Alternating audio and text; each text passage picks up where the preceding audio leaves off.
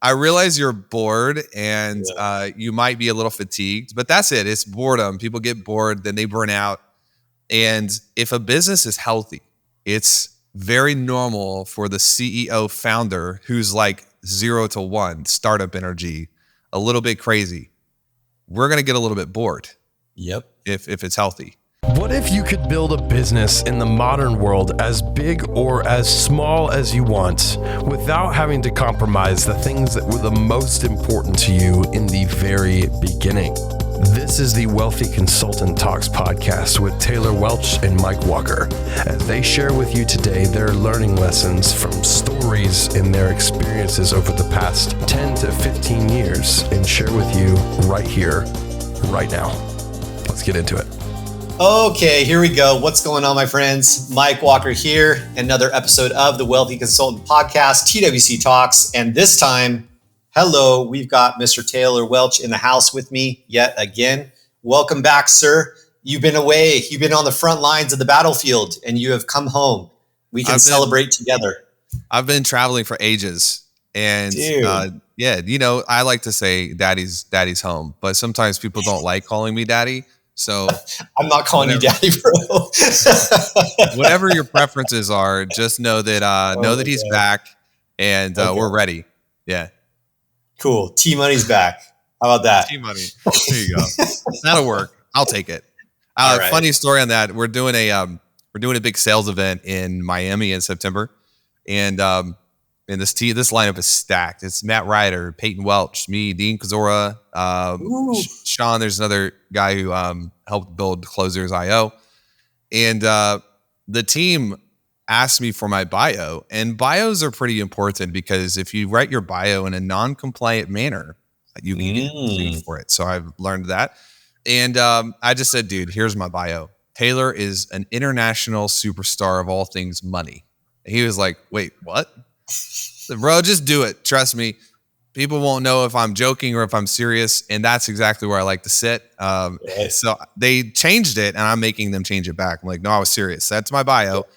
Put that bio on there. I should say international global. There's a double negative. Anyways, that's not what we're talking about today. I'm sorry. You can tell I'm just back from vacation. Here we are. It's all good. It's all good, man. Well, hey, you know what? I'm glad to have you back. And as always, you know, here with the podcast, we always like to extract from the market, kind of talk about what we're seeing on the front lines, what we're seeing from the client side.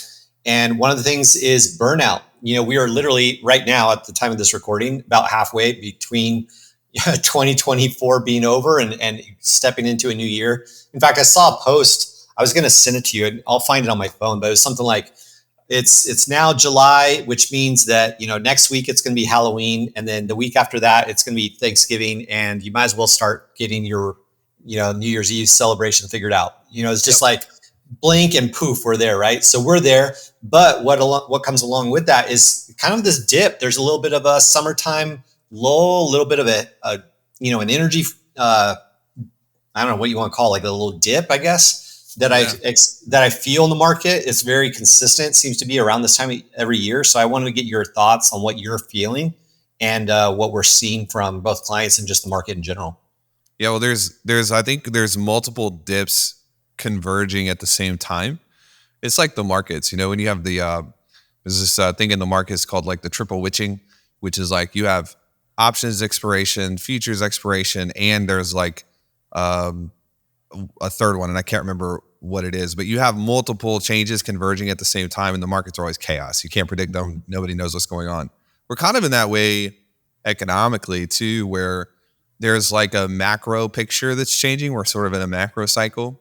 We're also in an industry cycle. So the training consulting space as an industry is in a cycle. I've been predicting this for two and a half years that the way consulting is productized and purchased and sold and positioned is changing. You can't change it. You can only get ahead of it. And so we're in that. And then the macro cycle is affecting liquidity. The micro cycle is affecting trust. So when those two things layer up, you have issues if you're not running correctly. And then you have just like the entrepreneurial cycle, which is over the summer, people tend to feel a lag, like kids are out of school, markets or consumers are taking vacation, decisions seem to just kind of stretch and elongate out. And so that's the third thing that people are feeling. And what we're noticing in-house is our models are built for this. Like, that's the thing people don't, you have to realize that there's a way to incubate yourself from every correction. Yes. All the time, if you know how to do it. And so our models for the wealthy consultant are really built for this. They're primed for this. And so we feel it because we notice it, but we're not feeling it at the same time. We kind of, it's different if you know it's coming and you're prepped for it. But our clients, although are largely doing well, there's a lot of people who are feeling the fatigue of being mid-year. Some of them are ahead of pace, but some of them are off pace.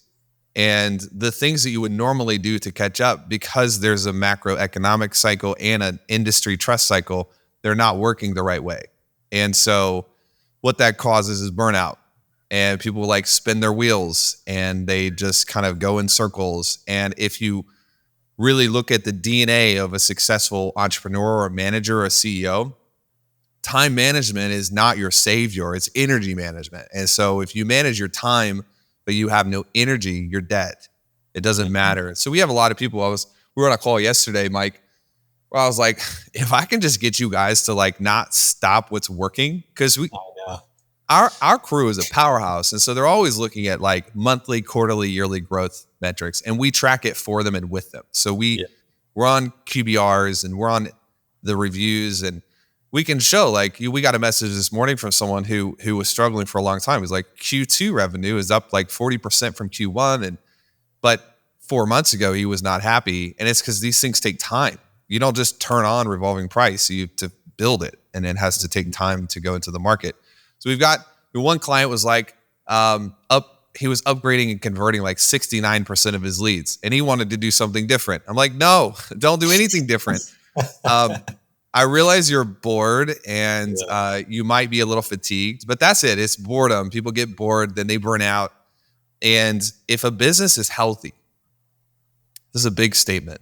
If a business is really healthy, it's very normal for the CEO founder who's like 0 to 1, startup energy, a little bit crazy. We're going to get a little bit bored. Yep. If it's healthy, because there's not a fire to put out every morning. The team is handling things. So how many times have you seen, I used to deal with this by going into the systems and breaking everything, but now I have a different outlet. I just go change the images for stuff. Mike, you can tell if I'm bored because of the colors of some product. Dude, totally, you did this last week. Was it last week or the week before? I don't know. I blinked and all of a sudden Chamber looked very different inside. Yeah, it looked better. I mean, it did look better. It did look better. But I could tell, I was like, whoa, dude, what are you doing in there? And he's playing around in the sandbox, which I get, right? Because I have visionary tendencies too, but I restrain myself sometimes, maybe a little bit better than you do, but you know, as the roles we take. But yeah, man. Well, and I think, so here's the thing. I think we as humans, but especially the CEO, the founders, the visionary types in particular, kind of get used to operating at that frequency. And as soon as that frequency is not either needed or it's just obvious that it's not doing anything, that's where it's like, wait a second, I'm used to operating like this. There must be something wrong if there's not a fire to put out, or there's something's off if my phone isn't blowing up or whatever. And so all of a sudden they feel uncomfortable with it being quiet. And I think that's kind of an interesting place to be when you go, oh, wow, like I've actually built something that I don't have to run around like a chicken with my head cut off. And sometimes questions pop up when it gets quiet. This is a little bit sideways here, but when it gets quiet, now all of a sudden you have to start dealing with other things. And I think maybe that's subconsciously kind of uncomfortable for people. And they go, wait, all of a sudden now you have these other actual bigger things that you kind of like put away because you've been busy putting out fires. All of a sudden now you're faced in the mirror with some actual real life shit that you're like, oh, okay, now I have to deal with this. Let me go get busy real quick because I don't want to deal with that. Yep. Or I need to feel like I'm fixing something or productive somewhere. Growth is hard, but maintenance is quite simple. And so we're in TWC is half of our business, I would say, is in a maintenance phase, and half of our business is in a growth phase. And people might not be used to segmenting businesses that way, but we have to, because you take chamber, for example, and like we're growing chamber, but we're also just maintaining chamber. We want it to just be a good, healthy place. We don't want to overload it with new people. And what happens for me is like, if the temptation is, if I don't see a lot of changes and growth maneuvers, then I'll subconsciously, like you're saying, I'll feel like we're not doing the right things. Like the business isn't growing in this particular product category. But it's not. It's actually really good for a business to have periods where it's not growing. It's just optimizing. It's growth through subtraction. It's maintaining. It's removing things that are no longer valuable. It's when you study like even the human body, because I think business should follow nature. I'm big on this concept, and we both talk about it a lot. But business follows nature if it's healthy, and you have seasons and cycles in nature. So you should have seasons and cycles in business. But the human body is the same way. We run on a circadian rhythm. We have like these periods that start and end. And when you look at what makes something really healthy, the tending process is usually a subtraction process. This is for plants. This is for the body. This is for anything that is long-lasting and durable. The tending phase is always subtraction, so the new growth can come online. And that's where people get into burnout, because they have added so much stuff that they don't know what belongs. So like these two words, I think everybody should burn into their brains. This is your playbook for the next 10 months. Simplify and streamline. That's your playbook for the next 10 months. Why 10 months? Well, because that's probably the macroeconomic situation is probably another 10 months. And so if you can simplify and you can streamline, then you're putting more energy into fewer things, and those things will pay you much greater dividends than trying to fractionalize your energy out in a million. That's why yesterday I was like, there was another person who, another client who's been with us for forever, and he's like a 10, 11x ROAS on traffic costs, and he wants to add another program. please don't right now. It's not. Damn visionaries. What are you guys doing? Why? Because you don't need it. What you actually need to do is look at consolidation, and then put more money into fewer things, and then your business has like just higher KPIs everywhere. But it's really hard. You feel like we feel drawn to just add.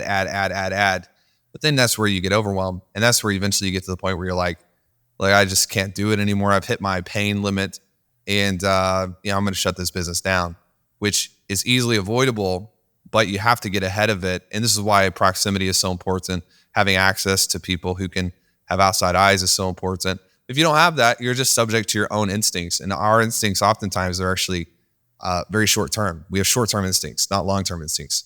Yeah, we're just so into it, right? It amazes me. I mean, I don't know if amazes is the right word, but it always impresses upon me the importance of chamber and how much of the dialogue we have on our Wednesday calls with the clients is largely not focused around anything tactical or strategic about business. I mean, sometimes there's frameworks and stuff, but it's how much of it is like mindset and rest and things that people go. I mean, one of the members even said, he's like, I feel like I already know the answer, and I just needed you to tell me, or so, it was something like that, and that isn't that the way, right? We kind of know when we're off, but if you don't have a peer group around you saying, yo, dude, like, come on now, what are you doing? And you go, oh, okay, you're right. Like, we kind of got to call each other out a little bit, and it's really healthy. But if you don't have it, I know for a long time I didn't have it, and I was just kind of doing the solo thing, and it can be really challenging because you don't have anybody to keep you in check when all those idea fairies start jumping into your head.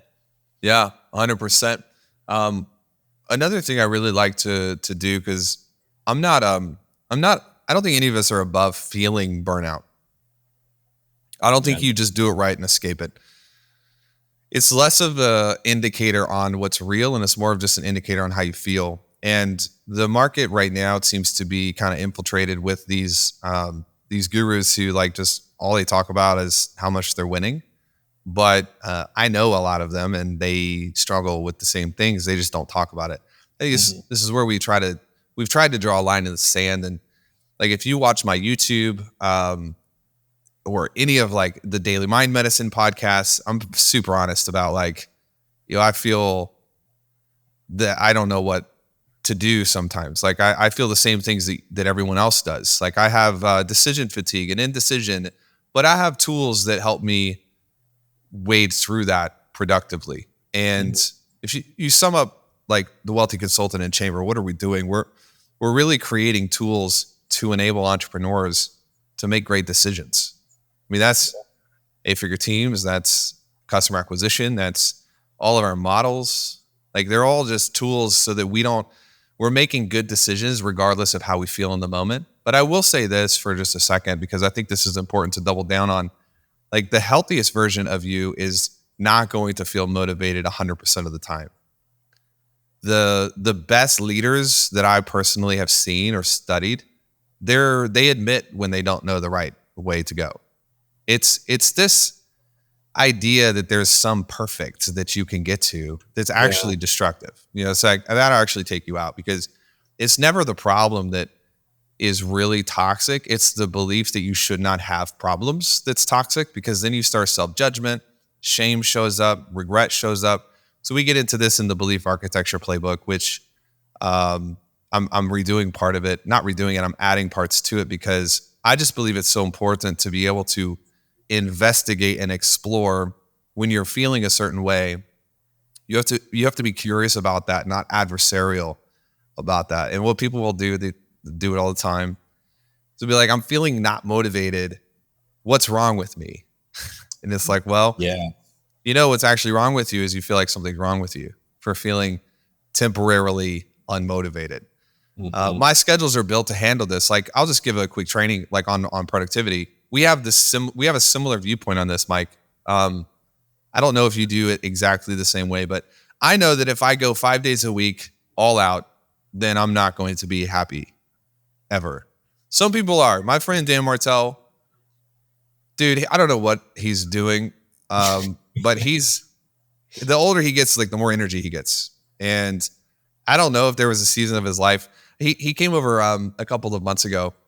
And, he's the buy back your time guy. So he's got like every 5 minutes, like choreographed on his calendar. And I just warned him ahead of time. I said, hey, bro, it's been a long time since you've had a 1-year-old. So I'm just going to let you know, like, we don't have 5-minute increments. We don't have that here. If Harrison walks in and he's screaming, like, we just got to take care of Harrison. And he's like, oh, we're good. He's the coolest. He's one of the coolest cats in the world. But, for me, I have to segment based on my energy. My personality is different. My energy cycles are different. You got to know who you are and stop trying to be someone else. Just observe. And I know every 6 weeks, I need a little bit of like 2 days away from Nashville just to get my bearings. I know that every quarter I need like a full week. Somebody may be like, yo, that's a lot of vacation. What's wrong with you? Well, I write like 3 books a year. How many do you write? Like, get off me for a second. Stop judging me. If you judge someone else, it's a really good indication that you judge yourself. And we all do it. But I know Wednesdays are my lag days, and I sleep in a little bit. I read a little bit more. I just do things that sound exciting to me. And if we would get rid of this disease of feeling like we need to be someone else, then we'll just map our life to what we need rather than trying to match someone else's signature. That's what we try to teach clients. And that's why I think our client group is so healthy, because there are people that should not try to be my schedule. And there are people in there who are way more productive than I am. Like, I'll just give it to them because they got no kids and they're 22. Okay, go do it. Be as productive as you can be. But you've got a family. I've got a family. And so we have to build our lives around things that make us happy. And the happier we are, the more proud of ourselves we are, the more productive and profitable we're going to be in business. And if you're chasing productivity at the expense of personal fulfillment, you're fighting an uphill battle. You'll never win that, ever. Yeah, man, that was one of the big little tactical elements that I pulled from your schedule, was creating Wednesday as a lag day. Like you said, just that little bit later in the morning really helped recalibrate for the week, because we'll go hard, right? Like Monday and Tuesdays, like, let's go, like I'm prepping Sunday evening. so that the second my feet hit the floor Monday morning, it's like, let's do this thing. But in order to maintain that pace, it does require a slight pullback on the Wednesday, and then we can go straight into the Thursday and the Friday, end it well and do the things. And like you said, though, that exact time blocking schedule is not, a one size fits all. It took me quite a while to massage that schedule to find out that perfect energy flow. 100%. Yeah, that's been really helpful. We got a couple questions as we're streaming this to one of the groups. If you're listening to this online, we have a resource group on Facebook, or if you're listening to this in podcast, we have a resource group on Facebook. And then if you're watching this on YouTube, you can engage with us as well. But some of the questions from the group, or comments rather, Justin is asking, what books are you currently reading? That's an interesting question. Mike, what are you reading right now? I am reading the Bezos letters. I've got Evidence of the Afterlife. And let's see, what else do I have here? And then Nobody's Sleeping. I have a little cross section here going. So these are the three books on my desk right now. I'm a power reader. If Google Clifton's Strengths Finder, have you ever done Strengths Finder? Strengths Finder. I feel like I have. I feel like I've done all the things like that. I've done all the things. Second guessing. Culture Index, Predictive Index, Colby, Myers-Briggs, DISC. DISC. Strengths Finder is interesting because it kind of tells you what will. Strengths Finder sort of tells you like what's going to burn you out from a strengths perspective. Culture Index and Predictive Index are both where your energy kind of macro goes, but Strengths Finder, if you look at my Strengths Finder, the number one thing is intellection, which is not intellect. It's just thinking and processing. And then you have like collection, which is like collecting information, storing information. That's number two, I think. So the two big ones at the very top are basically the mind. Yeah. So reading for me is literally my favorite thing to do. Like if I get an hour uninterrupted, I'm reading because it makes me feel good about myself, makes me happy, it gives me energy. So I'll tell you what I'm reading, but I'm reading a lot. I'm reading a book called The Mental Game of Trading. Dude, we haven't even talked about trading, but dude. Now I have to read that one too. Let me just tell you this, guys. Consulting is like my first love, but trading is my second love. No, I don't teach it. No, I won't teach it. But if you ever want to talk about the financial markets, you just call me or become a client so you can talk to me. There's a book called Become Who You Are by Ryan Bush. This is kind of like a metacognition book. You think of psychocybernetics. It was written like 100 years ago. This is like the computer software version of psychocybernetics. This guy's really good. I like him. A book about game theory called The Art of Strategy. A new book that I just started 2 weeks ago called The Anxious Generation. So basically, I'm like never going to let my kids get on social media. Right, for real. It's funny because like we use social media for business, but so many people do not. And it's a necessary evil. It legitimately is. Like it's a necessary evil. But the less time I spend on social media, the happier I am. And this book explains why that is. A book that's awesome is called Americana, A 400-Year History of American Capitalism. And this guy starts at the Mayflower, like how they advertised to get people to go across the ocean and create fruit farms. That was the draw, huh? Yeah, that was the draw. There's a lot of money in growing fruit, selling it back to Europe.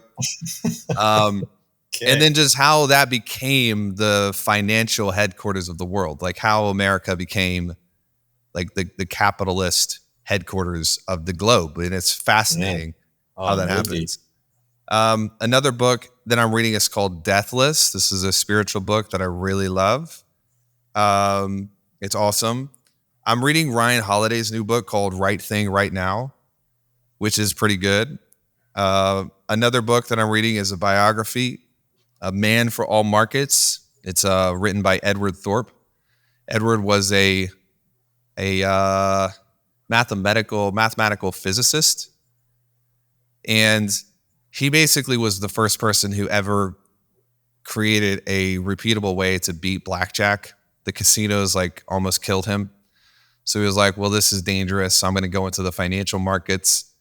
Did billions of dollars in the financial markets. The other casino. Yeah, the other casino where you can win without being threatened by gangs.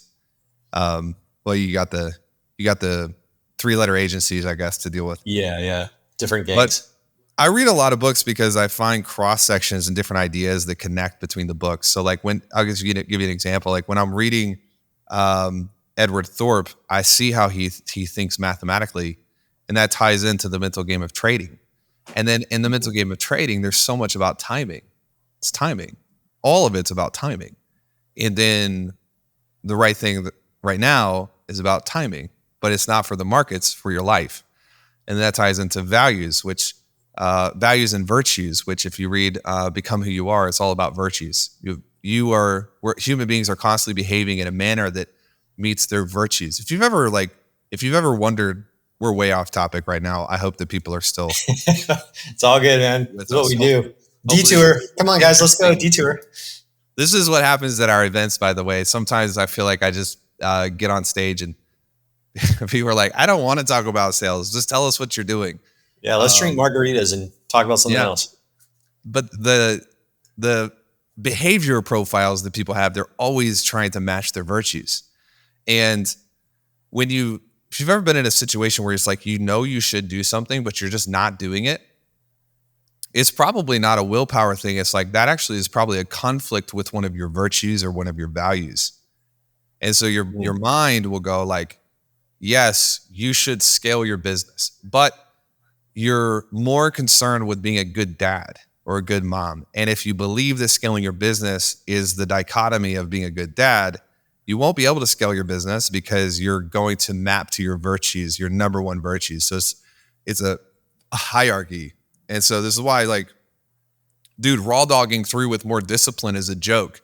This is why I think that most of the gurus are stupid. They're just trash. They're kids. They've never explored any of this stuff. And so they're just like, yo, wake up earlier. Nah, not the deal. That's not how it works. Because waking up earlier doesn't solve or accommodate for a conflict in values or virtues. So it's just more. Yeah, you got to go in and rewire that. That's why we did Belief Architecture. When are we doing theater? We're doing the Theater of the Mind mental programming event. Is that October? I was going to say it feels like October. Yeah.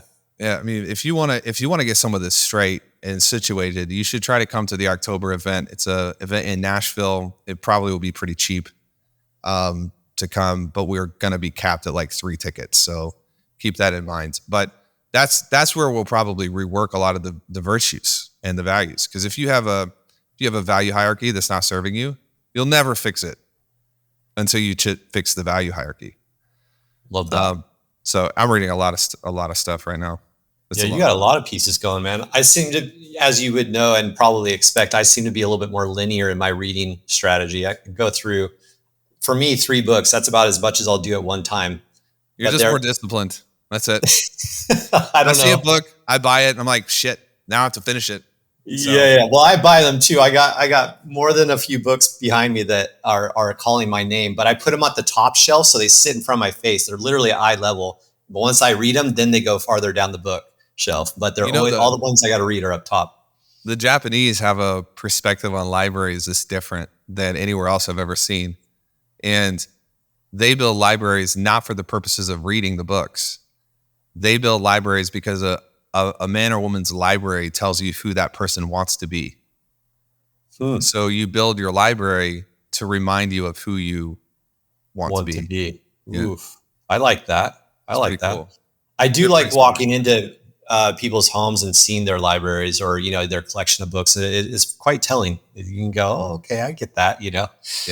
I know where you're going with there. Either that or they just look pretty, and to your point, they just like the color of the covers or something. But that's who they want to be then. That's who they want to be. They want to look pretty, I guess. Yeah. Nice. Any other final notes before we wrap up?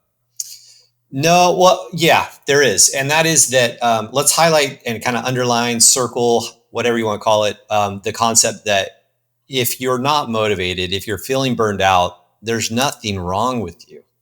Like, every single human rides an energy curve.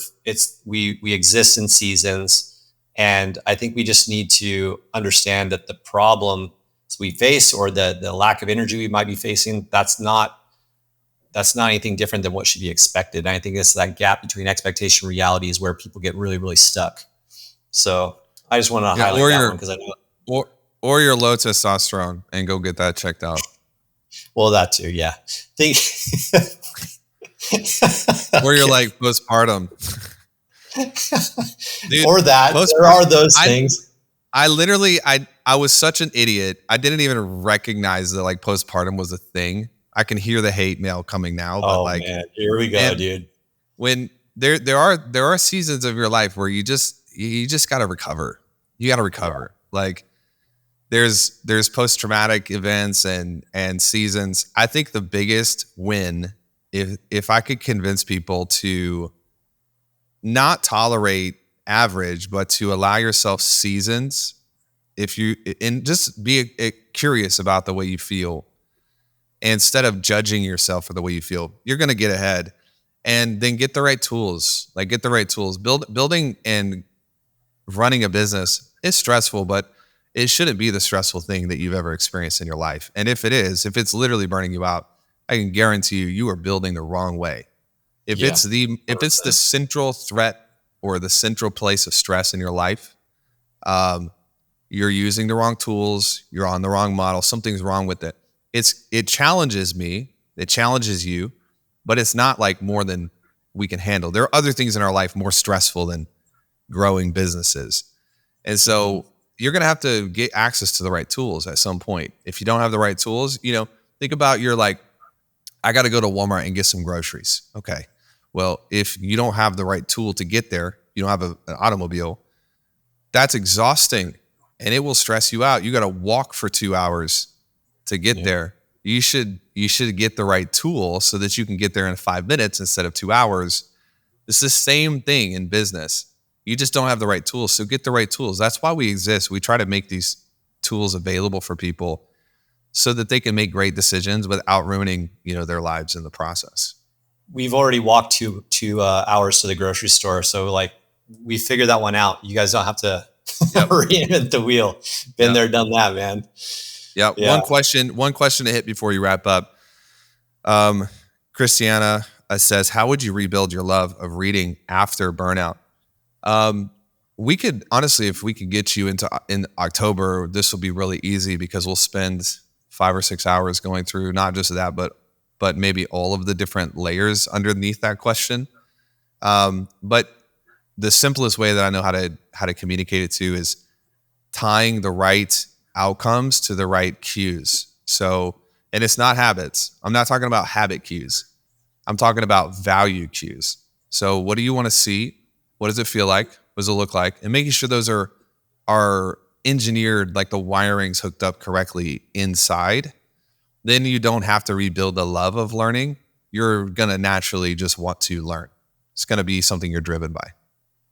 Love it. Cool. Love it.